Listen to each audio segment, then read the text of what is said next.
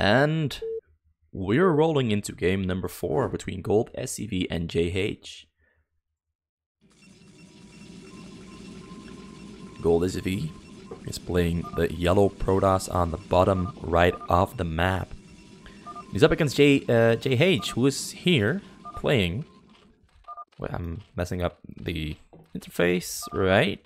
Interface is all fixed up. He's playing the teal Zerg on the bottom left of the map, so we got a little bit of a cross map going on. Technically a cross map because it's almost the same distance as this. This is this. But these details specifically don't really matter all that much. So I'm going to speed up the early game a little bit because the early game is pretty much always the same.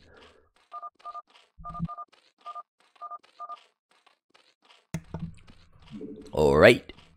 That should have been just about enough. 2 gateways coming out for GoldSCV. GoldSCV doesn't find JH just yet. GoldSCV is gambling on JH being Zerg. Maybe they picked. I don't think they picked. Probably played random versus random. He's gonna skew down in there, find that hatchery. Hatchery gets discovered. Pulls back. And so that's 3 gateways up against what will probably be 6 Zerglings from JH, depending on whether he saves up 3 larvae and a single larva from his choke hatchery. So it will be 8 Zerglings in total. Gas already started for GoldSCV. GoldSCV not making a forge. Doesn't really need that forge in this matchup specifically.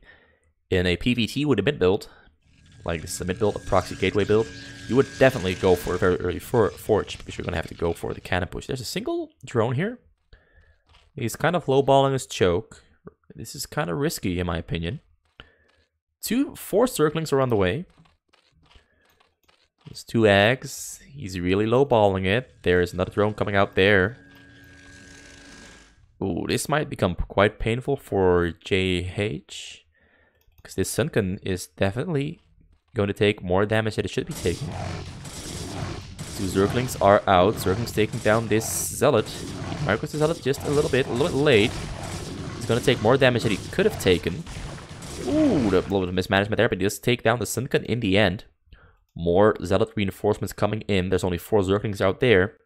More Zerglings are on the way. Losing that first Sunken is really unfortunate because now he's going to have to wait for this second Sunken to come up.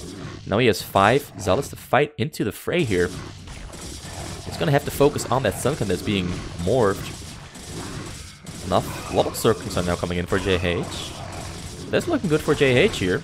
JH will survive this, but at the cost of 2 Sunkens, and at the cost of having to invest into a lot of Zerglings. So now he's going to have to go for the counterattack with those Zerglings, but he lost a couple of Zerglings there, so the counterattack is not going to be a viable option, because there's 6 Zealots in the choke there for GoldSCV.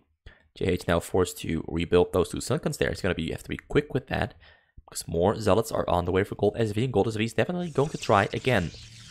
After he gets the robotic facility up there, there's a forge on the way as well. So he's going to protect the robotic facility here in the entrance with those Zealots.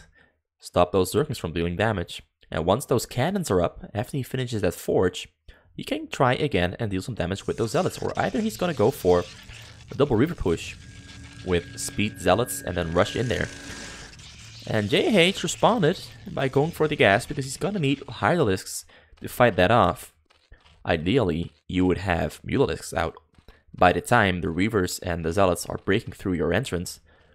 But considering he had to invest into so many Zerglings, he is a little bit delayed. So whether he will be able to find enough time to get to that point is what we're going to be witnessing. Can he get there in time?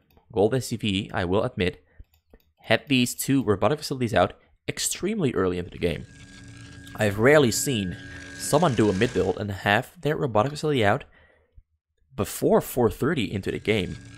This is going to spell a lot of trouble for GoldSCV. GoldSCV already started his Hydralisk den on just 2 hatcheries in his base. Hatchery in his choke doesn't really count. So he's on a 2 hatchery right now. Hatchery in his choke is mostly used for, well, front protection. And you're always willing to sacrifice it. Sunken being made. He is expecting the shuttle to fly in anytime soon. The shuttle just so happened to finish right as we were mentioning it. And Hydralisks are also on the way. Hydralisk will finish right about the time when those Zealots are being dropped in. 4 Zealots loaded up. Zealots being dropped on the low ground now. JH is scouting. He doesn't find it yet. Alright, JH found the Zealots. He's going to attack and lure them into the Sunkens. GoldSCV loading up more shuttles. 2 Reavers are on the way. And just so happened to finish right around the time he flew those last 4 Zealots in there. Now the Zealots are gonna fight, try to deal some damage, kill some of those ground forces, but GoldSCV caught off guard there, lost a single Zealot before killing, he killed 2 Zerglings so far. But there's more Zealots, alright, so he's not going, ooh, GoldSCV going for the shuttle, which effectively denies GoldSCV the ability to fly his Reavers in. A little bit greedy from GoldSCV, he should have just picked up that the Reaver and flown the Reaver in. Because I think he could have won the game there if he had flown the Reaver in and assisted those Zealots. But instead, he's just gonna hammer away at the front. Because that's the option you have. You can either deal damage inside the base and drop Reavers in, or you can deal damage inside the base and the front at the same time. There's a lot of options you have as the Protoss, and Zerg is pretty much just forced to defend and turtle, which is very hard to do. Because Protoss, the GoldSCV has just such an amazing PvZ that I don't really see anyone beating it anytime soon in the SCW. I don't think anyone has ever beaten it to begin with. Maybe JH has beaten it once, but I haven't seen anyone else beat GoldSCV's PvZ yet. Maybe I'm wrong, correct me if I'm wrong. Ooh, he's going for the Reaver. Reaver is gonna not go down. Reaver gets picked up just in time. Beautiful shot from that Reaver for GoldSCV, killing all the Hydralisks there on the low ground. Another Hydralisk going down just before it can fire on the Reaver. GoldSCV driven into a corner. Ooh, he's at half the supply that GoldSCV is at, and GoldSCV is gonna be able to push through this front here quite quickly. He's already adding more gateways on the middle there, effectively reducing the distance from spawn to fight by the most amount possible, really.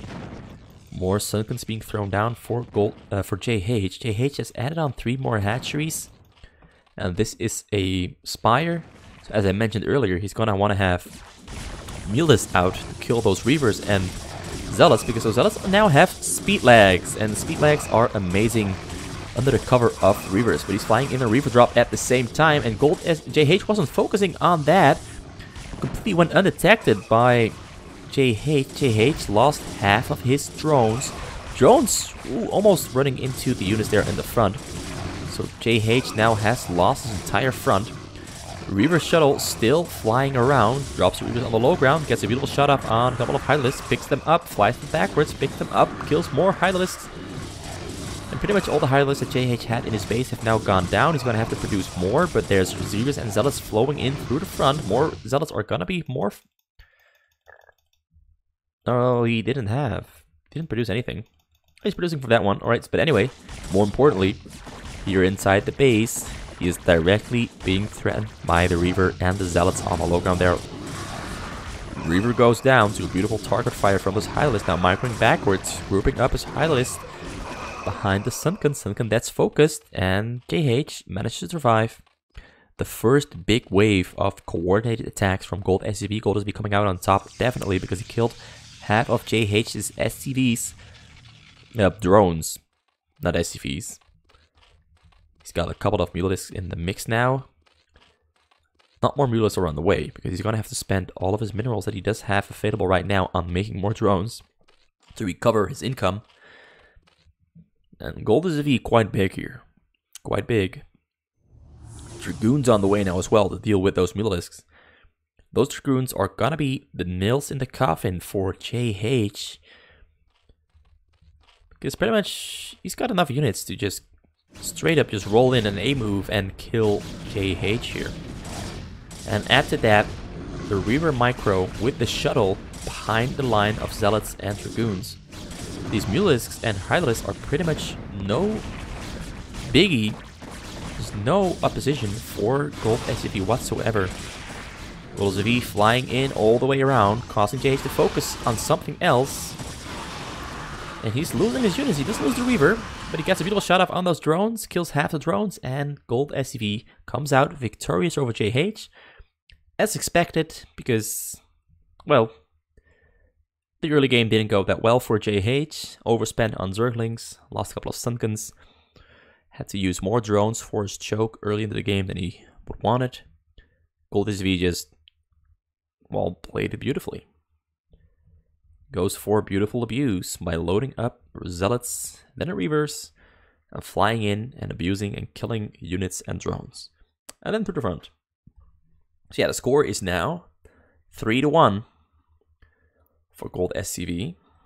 Things are looking dire for JH in this series here. And I'm going to go into game number 5 now. And see how game number 5 plays out. Who will win? Who will lose? Who will stand victorious? And who will become the conquered? Thanks for watching. Hope you enjoyed it. See you soon.